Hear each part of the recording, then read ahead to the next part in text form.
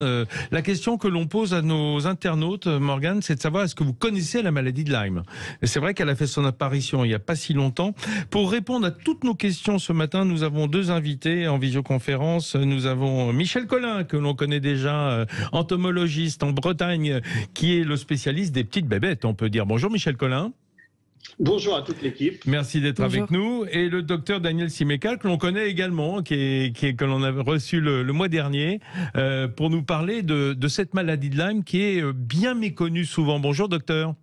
Bonjour à tous. Merci d'être avec nous. Puis nous aurons le témoignage dans quelques minutes de quelqu'un qui se bat contre cette maladie et qui a même créé une association. Voilà. Alors, d'abord, on va faire peut-être le point sur... Oula, il y a un petit problème de micro là. Touchez pas vos micros, messieurs, au secours.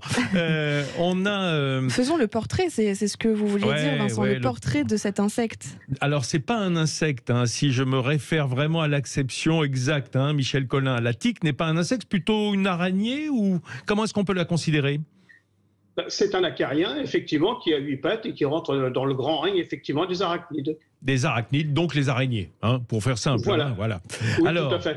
Mais alors, ce qui est un peu curieux, et vous allez peut-être m'expliquer cette progression ou cette diversion, jusqu'il y a quelques années, ça ne concernait réellement que nos chiens. Enfin, en tout cas, dans notre vie de tous les jours, les gens qui possédaient des chiens vérifiaient, des chiens ou des chats, mais plus souvent des chiens, vérifiaient que les chiens au retour de promenade n'avaient pas des tiques, et puis on savait les identifier, on a commencé à savoir les retirer, et puis il s'avère que maintenant l'homme est de plus en plus touché. Est-ce qu'il y a une variation là-dedans, Michel Collin, ou c'est notre perception simplement ?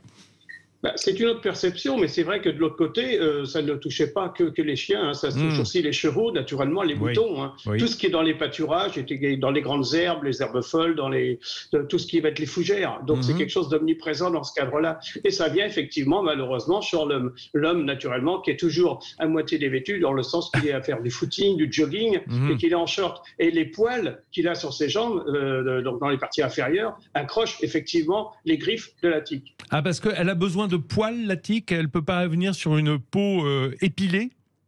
Elle peut venir sur une peau épilée, mais elle a moins de résistance et elle accroche beaucoup moins, ce qui fait qu'elle patine un petit peu sur la chair. Donc elle est obligée de s'accrocher dans du poil. Et une fois qu'elle est bien dans le poil, elle se met bien au chaud et là, effectivement, elle vous pique. Alors, elle pique, si mes souvenirs sont exacts, hein, pour l'avoir vue sur des chiens, ça m'a échappé, j'y ai échappé pour l'instant, elle rentre carrément sa tête dans votre peau ? Tout à fait. Elle rentre sa tête jusqu'à ce que ses mandibules broyeuses, entre autres, rentrent bien dans son rostre, en fin de compte, parce que c'est un rostre comme chez les moustiques, va rentrer effectivement en contact de votre corps pour récupérer cette matière indispensable pour elle vivre, c'est le sang. Ah, voilà, parce que c'est pour ça qu'elle se gonfle. Parce qu'au départ, une tique, c'est tout petit, hein, c'est vrai. Quelle taille ça fait ? De 3 mm dans un premier temps, mais ça peut monter jusqu'à 1 cm. Une fois que la femelle est bien gorgée, ça peut monter à 1 cm de volume et c'est tout gris flasque. Ah oui, c'est pas très beau, non, ça c'est sûr. Vous parlez de la femelle puisque le mâle ne pique pas ? Oui, tout à fait. Où est-ce vous l'avez dit, mais rappelons-le, où est-ce qu'on peut trouver des tiques ? On pense souvent aux forêts, aux espaces vraiment ruraux, mais en ville également, on peut en trouver des tiques. On peut en trouver parce qu'en fin de compte, c'est l'animal qui va risquer de vous le ramener parce que la petite promenade que vous faites avec votre animal de compagnie, à savoir un chien, si c'est un chien à poil long, lui, dans sa balade, entre autres, il va le ramener. Et naturellement, le tique, d'un seul coup, la tique peut se déposer, tomber plus ou moins sur quelque chose et venir en contact de l'homme, tout en étant dans une habitation proche. Combien de temps se passe entre le moment où elle va s'accrocher à vos jambes et le moment où elle va vraiment commencer à gonfler, hein, sous l'effet de la pompe à sang, ce petit vampire là ? Ça peut durer une dizaine de minutes et puis de là, une fois qu'elle est bien gorgée, elle reste là jusqu'à temps que, pas jusqu'à éclater quand même, mais elle va rester là, continuer de se nourrir du sang. Ah oui, parce que en fait, à l'instar des moustiques, donc c'est le sang qu'elle recherche, mais ce n'est pas comme les moustiques femelles qui vont, par exemple, nourrir leur progéniture. Elle, c'est proprement sa consommation à elle-même. Voilà, c'est sa consommation pour elle-même. D'accord. Il n'y a pas effectivement de transmission. Voilà. Alors, est-ce qu'on peut rappeler, moi je sais que quand j'étais gamin, on disait qu'il fallait prendre de l'éther dans un coton pour l'endormir en quelque sorte et tirer. On a vu aussi des tire-tiques. Est-ce qu'il y a des méthodes vraiment efficaces pour retirer les tiques et ne pas laisser, puisque c'était ça l'idée au départ, ne pas laisser une partie à l'intérieur de la peau? Bien sûr, il ne faut pas que la tête elle reste dedans, justement, c'est là qu'il peut y avoir une contamination. Donc là, le truc qu'il faut, il n'y a pas à mettre de produits chimiques, au contraire, vous allez faire en sorte que la tique, elle va rester accrochée dessus, et elle va se refermer de plus en plus, et va continuer effectivement de bien continuer de voir. Donc le meilleur et la meilleure des solutions, c'est effectivement le tire-tique, qui est une petite pince qu'on va au plus près de la tête de la tique, on pince cette petite-là, ça ouvre les mandibules de la tique, le rostre entre autres, et là vous tirez. Là, vous avez effectivement... tirer, il me semble que dans les campagnes de communication, on parle aussi de tourner. Oui, c'est ça, il faut le tourner un petit peu éventuellement pour que décroche quand même la chose, mais il faut surtout que vous récupérez la tête. C'est ça qui est le plus important. Donc, parce qu'après, vous y mettez de l'alcool modifié pour nettoyer, quoi, entre autres. Si on n'a pas de tire-tique, on peut prendre peut-être une pince à épiler, vous savez, à bord touchant, là, qui sont face à face, parce que l'idée, c'est de passer en dessous, en fait, sans l'écraser. Voilà, c'est surtout ça, pas l'écraser parce qu'effectivement le sang va apparaître partout, mais c'est surtout et avant tout enlever surtout la tête. Il faut que la tête soit bien dissociée de la peau. D'accord. Alors, docteur Simeka, on a l'impression d'abord que c'est pas un tel drame en tant que tel.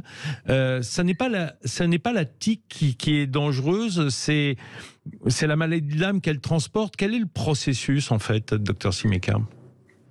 Le processus, c'est qu'en piquant, elle peut nous contaminer avec une variété de microbes très particuliers, qui est la plupart du temps de la famille des Borrelia, et qui sont des microbes dits intracellulaires, c'est-à-dire qu'ils vont se cacher en quelque sorte à l'intérieur de nos cellules. D'accord. Et c'est ce qui explique d'ailleurs qu'ensuite les traitements antibiotiques ont beaucoup de mal à agir, il faut souvent des séquences, parce qu'il faut aller atteindre avec les antibiotiques ces microbes qui se cachent à l'intérieur de nos cellules. Alors, il y a toute une polémique en ce moment concernant la maladie de Lyme.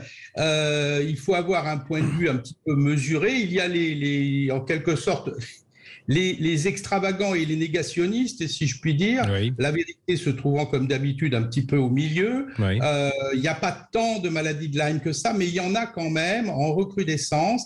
Il ne faut pas se précipiter sur les antibiotiques à la moindre piqûre de tique. Il faut attendre d'abord qu'il y ait ce qu'on appelle un petit érythème local, c'est-à-dire une rougeur, un gonflement. Il faut que ça dépasse quand même au moins 2 ou 3 centimètres. Dans ces cas, il faut consulter, dans le moindre doute, on consulte son généraliste. À partir du moment où on a retiré, tel que on vient de nous l'expliquer correctement, la tique, et qu'il n'y a dans les heures ou les jours qui suivent aucune réaction, on désinfecte tranquillement avec un désinfectant habituel. Parce que cette réaction inflammatoire bien compréhensible, ou cette réaction infectieuse parce qu'on a mal désinfecté par exemple, il n'y a pas de maladie de Lyme possible sans cette transition par l'inflammation, quoi. Oui, tout à fait. Et surtout, le problème de la maladie de Lyme, ce n'est pas une infection à court terme, parce que ça, c'est comme n'importe quelle bestiole qui pique. Si on ne désinfecte pas, on risque d'avoir une infection, un petit abcès, avec des microbes qu'on connaît, des microbes habituels. Le problème de la maladie de Lyme, c'est que ce microbe particulier va donner une réaction à long terme. On appelle ça une maladie auto-immune. On parle de combien de temps ? Alors, ça peut être jusqu'à plusieurs mois, voire plusieurs années. Ah oui. Et donc, le corps, en quelque sorte, se trompe de cible à vouloir lutter contre ces microbes qui se cachent. Il lutte contre nos propres constituants. On va avoir tout un tas de symptômes dont les principaux sont des douleurs inexpliquées, une fatigue extrême, une fatigue chronique. Enfin, il y a des gens qui décrivent vraiment leur vie totalement gâchée. Par une longueur de diagnostic aussi, parce que souvent, on ne fait pas le diagnostic tout de suite, on a oublié qu'on s'est fait piquer par une tique. Il n'y a pas moyen de se faire piquer, du coup, sans le savoir. Et en tout cas, quand ça dégénère, on ne peut pas avoir été piqué par une tique et ne pas en avoir connaissance. À un moment donné, on en a connaissance, même si c'est, je sais pas moi, à l'arrière des fesses qu'on voit pas. Mais on fait pas forcément le lien avec les symptômes, et c'est ce qui pose problème pour cette maladie de Lyme, faire la corrélation entre les symptômes chroniques, comme vous venez d'en parler, le docteur Simeka, et cette fameuse piqûre qui est peut-être survenue des mois auparavant. Tout à fait. Et puis, ça peut être survenu des mois auparavant. On s'en aperçoit pas forcément d'avoir été piqué par une tique. Par contre, on s'en aperçoit s'il y a une réaction dans les jours qui suivent. Là, c'est difficile de passer à côté. On voit, il y a quand même une zone rouge. En général, effectivement, c'est plutôt sur les jambes, sur les parties découvertes et les parties pileuses. Mais au fond, il y a beaucoup de gens. Moi, j'ai eu l'expérience personnelle d'être piqué plusieurs fois sans avoir de réaction. C'est vrai qu'on l'enlève et il n'y a pas de suite. Premier symptôme à surveiller, la réaction épidermique. Évidemment. On va continuer à en parler, Vincent. Oui, avec des invités, des invités qui ont été touchés eux-mêmes dans leur vie quotidienne par cette maladie de Lyme, au point de faire partie d'associations. Pour avoir leur expérience personnelle, vous restez avec nous. On attend aussi la vôtre si vous nous appelez au 0826 300 300 pour pouvoir donner à l'antenne votre propre expérience en la matière. Allez, on se retrouve dans quelques secondes. Allez, on part dans quelques minutes, dans une dizaine de minutes, sur les routes de l'été du côté des Landes, du Gers, de la Gascogne, quoi. Mais avant, on se pose la question, et ça sera peut-être certainement utile, même dans cette région, de savoir comment on se prémunit contre les tiques et quel est le risque de la maladie de Lyme. On va avoir des témoignages dans cette deuxième partie de débat. Avec nous, je vous le rappelle, par visioconférence, Michel Collin, à qui on va demander les derniers conseils avant de le laisser vaquer à ses petites bébêtes, puisqu'il est entomologiste, et Daniel Simeka, médecin généraliste, qui nous donnera aussi des conseils sur la maladie de Lyme. Mais pour l'instant, nous sommes en ligne avec Dominique, qu'on va retrouver immédiatement dans les questions d'été. Sud Radio Questions d'été. Dominique, bonjour. Vous êtes atteinte de la maladie de Lyme, vous habitez en Dordogne. Est-ce que vous êtes atteinte depuis longtemps, Dominique ? Dominique, avec nous ? Dominique n'est plus avec nous. Bon, alors attendez, on va revenir à Dominique dans quelques secondes. Nous avons un auditeur également, Vincent, qui nous en parlera dans un instant. Oui, on va demander d'abord à Michel Collin ses derniers conseils. Michel Collin, je me demandais, avant de vous laisser vaquer, comme je le disais, quels sont les conseils simples à donner à nos randonneurs, à nos promeneurs ou simplement aux usagers des terrains un petit peu herbacés pour se prémunir contre la tique, en fait, simplement? D'éviter en sous-bois ou en forêt, de rentrer directement dans la végétation luxuriante, notamment au niveau des fougères et des grandes herbes folles, parce que là, elles sont au sommet des grandes herbes et sous les fougères, et là, dès lors que quelque chose passe à proximité, clac, elles s'accrochent avec leurs griffes, et elles viennent tout de suite sur vous, et elles ne vous lâchent plus. C'est-à-dire que la tique chasse à l'affût? Elle cherche à l'affût complètement, oui. Elle n'est pas comme une fourmi à chercher avec un odorat, avec ses antennes, à trouver la substance qu'elle a besoin à 10-15 km, éventuellement de distance. Là, il n'y a pas besoin. Dès lors qu'elle a trouvé le moyen du courant d'air chaud, et notamment le sang, qui est très très fort parce que vous avez couru, donc vous avez transpiré un peu, vous avez de la sueur, et ça, effectivement, c'est quelque chose qu'elle va sentir très vite. Et comme elles ont des griffes très saillantes au bout de leurs pattes, elles s'agrippent sur vous, et puis vous ne lâchez pas. Et vous ne la sentez pas du tout. Elle ne monte pas. Là où elle se met, elle va trouver très vite un canot sanguin et là qu'elle va se mettre dessus. Et ça va peut-être vous démanger sur le fait que vous allez penser à une ortie, vous allez penser à quelque chose de très anodin, alors que vous avez effectivement une tique ou plusieurs tiques sur vous. Ah oui, ça arrive qu'on en ait beaucoup. Enfin, je veux dire qu'il y ait une colonie qui s'installe. C'est pas comme chez les fourmis, justement. C'est pas quelque chose qui vit en société. C'est des choses qui sont complètement individuelles, isolées, individuelles et isolées dans des secteurs différents. Et ce qui fait que par ce biais-là, contreusement, vous allez arriver en contact avec elles. Michel Collin, un dernier mot de l'entomologiste. Le biotope. Là où on risque le plus de les trouver, est-ce que la sécheresse les impacte? Est-ce que c'est une anéatique? Est-ce qu'on peut parler de conditions climatiques particulières? Ça joue sur les régions climatiques. Là où c'est des régions pluvieuses plus que des régions sèches, vous allez avoir beaucoup plus de tiques dans ces régions-là parce qu'il y a l'humidité et l'hygrométrie qui va jouer énormément dans le facteur de la reproduction d'une part et de la tique à monter sur le végétal, déjà pour s'abreuver avec de l'eau, pour passer déshydraté, et qui va faire que là, effectivement, elle a toutes les conditions sine qua non de reproduction, de vie, de tout ce qu'elle veut. Plutôt, on peut dire plutôt les forêts et plutôt dans des zones plus tempérées. On peut se dire que le maquis ou la garrigue, par exemple, c'est pas le biotope rêvé des tiques. Non, parce que vous avez des herbes basses, donc c'est des arbres déshydratés, d'une part, qui sont desséchés. Donc là, vous avez moins de risques, surtout dans les herbes les plus hautes et les herbes folles, que vous avez des chances, entre guillemets, de la récupérer, quoi. Et quand on est en fin de saison et qu'on va aux champignons, évidemment, on ne le fait pas en short. Tant qu'à faire. Voilà.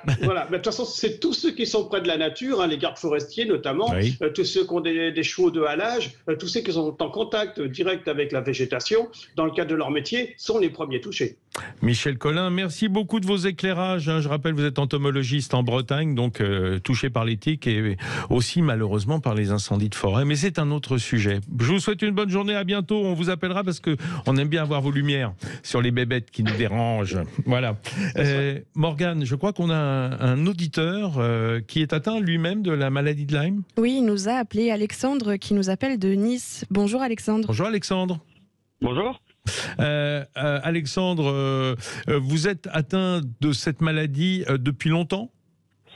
À ce que je le sache, c'est 2018 à peu près, mais ça peut être avant. C'est compliqué de mettre une date. En fait, moi, je me suis fait piquer par une tique, mais je n'en ai pas eu le souvenir sur le coup. Oui. Et c'est une maladie, c'est un enfer. Je vous le dis, c'est une catastrophe. C'est en fait entre le moment où on se fait piquer, où on s'en rend pas compte, et il y a deux vrais problèmes. C'est les symptômes qui sont terribles, qui sont multiples et qui vont dans tous les sens. Dites-nous lesquels, les plus impactants sur votre vie. Alors les plus impactants, c'est des problèmes neurologiques. C'est du brouillard cérebral, difficulté à se concentrer, des angoisses, des douleurs après électriques, des douleurs sur les nerfs. En fait, c'est une maladie qui attaque qui attaque la neurologie, qui attaque tout ce qui est nerfs, neurologique. D'accord. Ouais. Enfin, après, il y a plusieurs formes, mais en tout cas, moi, c'est plutôt ça. Moi, je suis j'ai jamais été malade. Je suis chef d'entreprise, j'ai 50 salariés, donc j'ai pas que ça à faire d'aller chez le médecin. Et quand j'ai eu ça, j'ai dû voir peut-être 25 spécialistes avant de comprendre ce que j'avais, quoi. Et le diagnostic a été posé en 2018 ? Non, c'est en 2020 que j'ai pu enfin avoir une piste concrète de ce que j'avais. Les tests en France sont catastrophiques parce qu'en France, quand on trouve pas la sérologie dans le sang, on vous dit que vous n'avez rien. Et il a fallu que j'aille en Suisse pour qu'on me dise si, vous avez bien Lyme. En fait, Lyme, c'est un débat intéressant parce que il y a plusieurs co-infections. Les spécialistes parlent toujours de Borrelia, mais en réalité, il y a plein de co-infections. Et puis, il y a des gens qui vont se faire piquer, qui vont pas avoir de symptômes, parce que ça dépend aussi du terrain, des virus, de l'hygiène de vie, ou des fois, c'est comme ça. Et peut-être du terrain génétique également, et peut-être même... Exactement. Donc, en fait, c'est pour ça qu'on sait qu'il y a des gens qui se font piquer 500 fois par des tiques, qui n'ont rien du tout, et puis d'autres, une fois, et c'est terminé, quoi. Docteur Simeka, vous entendez le témoignage d'Alexandre. Alors ma première question, c'est pourquoi est-ce que les Suisses sont capables de détecter ce que les Français n'ont pas pu détecter? Est-ce que les tests sont pas les mêmes? Est-ce que les diagnostics sont pas les mêmes? Est-ce que les médecins sont meilleurs en Suisse? Docteur Simeka. C'est-à-dire qu'il y a plusieurs catégories.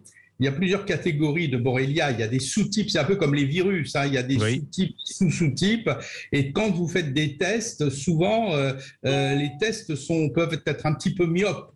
Alors, on reproche aux tests français et bon, moi, je ne suis pas spécialiste de la question, mais j'ai lu beaucoup sur ce sujet, beaucoup d'auteurs différents. Et il semble bien que les tests français sont en insuffisance. L'excès inverse, il y a certains tests, particulièrement en Allemagne et un petit peu en Suisse, qui pêchent peut-être, eux, par excès. Évidemment, quand on ratisse beaucoup plus large, on ramène plus de poissons, comme on dit dans un bateau. Et donc, encore une fois, il y a une question de juste milieu. Moi, je confirme ce que dit, lui, il le sait bien puisqu'il le vit dans sa chair, l'auditeur. Mais moi, je l'ai rencontré chez un certain nombre de patients. Effectivement, c'est pas chez des gens dolents, c'est des gens actifs, des gens qui d'un seul coup voient leur trajectoire de vie complètement. Oui, mais docteur, vous êtes médecin généraliste, donc ça pose la question de la spécialisation aussi, parce que le diagnostic est difficile. Est-ce qu'il faut avoir travaillé uniquement sur la maladie de Lyme pour pouvoir la détecter, ou est-ce que le diagnostic est tout à fait illusoire de la part d'un même bon médecin, mais généraliste ? Écoutez, je crois que c'est une question surtout aussi d'écoute et d'écoute des patients. Moi, quand un patient vient me voir et qui me dit qu'il allait très bien auparavant, c'est pas le profil de la personne dépressive depuis toujours, hein, et qu'il allait bien auparavant et que d'un seul coup, depuis 6 mois, depuis 1 an, depuis 2 ans, on vient me voir en me disant rien ne va plus, j'ai mal partout, j'arrive plus à soulever mes jambes, on me dit que c'est psy, mais moi je sais bien que c'est pas psy. Automatiquement, on se gratte la tête et on essaye de chercher. Et donc le test de dépistage de la maladie de Lyme, il fait partie quand même de la batterie. Il y a toute une batterie d'examens qu'on doit absolument demander pour essayer. Il est franchement anormal, je crois que on devrait être tous beaucoup plus sensibilisés à cela. Il est anormal qu'il y ait un tel retard de diagnostic. C'est vrai que c'est un diagnostic qui n'est pas évident. Hein, on peut pas le faire, on peut pas demander un test à tous les gens qui viennent en disant qu'ils sont fatigués. Mais ce retard de diagnostic est intolérable. On devrait être beaucoup plus sensibilisé là-dessus et avoir des tests peut-être un petit peu plus performants en France. Et il y a une association en France justement qui travaille sur cette communication, cette prévention. Elle s'appelle Vaincre Lyme. Nous avons Armelle Kawela qui est avec nous par téléphone. Bonjour Armelle. Bonjour Armelle. Bonjour. Vous êtes membre de cette association? Je suis présidente fondatrice de l'association. Et ce que vous entendez dire du docteur Simeka et d'Alexandre que nous avions en ligne, c'est évidemment au cœur des préoccupations de votre association. Parce que les malades m'appellent tous les jours. Alors, j'ai entendu quand même du docteur une chose très importante. Je suis à l'écoute de mes patients. Ça, c'est très important et je l'en remercie. Parce que nombreux, je vais me permettre de dire que nombreux généralistes ne le font pas. D'abord parce qu'ils n'ont pas le temps. Parce qu'ils ne sont pas formés à la maladie. Je ne sais pas comment le docteur s'est formé à cette maladie. Parce qu'il s'intéresse, voilà, parce qu'il s'intéresse à tout. Oui, mais il devrait y avoir une formation. Parce que j'ai fréquenté des associations. Très peu de formation de médecins. Ah, voilà. Docteur Simeka nous dit parce qu'il a fréquenté des associations. Mais parce que vous êtes curieux, docteur, tant mieux. Le lien entre association et corps médical est important. Vous avez raison, docteur Simeka. Et d'ailleurs, Armelle, votre association Vaincre Lyme participe à un projet, un appel à projet qui s'intitule Entre patients et corps médical, quelle communication? Quel est le but de ce projet? Eh bien, c'est de communiquer, parce que en France, on ne communique pas sur le sujet, malheureusement. Beaucoup de gens ne connaissent même pas, n'ont jamais entendu parler de la maladie, de ce que ça peut. Alors, ils ont entendu parler des tiques, ça c'est vrai qu'on en parle de plus en plus et heureusement, et encore ça dépend des régions, mais on communique très peu sur la maladie.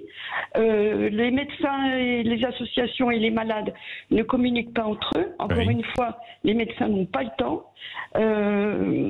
Donc il faut que ça se décante. Il faudra en parler dans les écoles, il faudra en parler partout. Pourquoi est-ce qu'on n'en parle pas? Parce que c'est un problème supplémentaire, parce qu'il y a une sorte de honte des malades à parler de leur état. Qu'est-ce que vous sentez, vous? Le docteur tout à l'heure parlait des tests.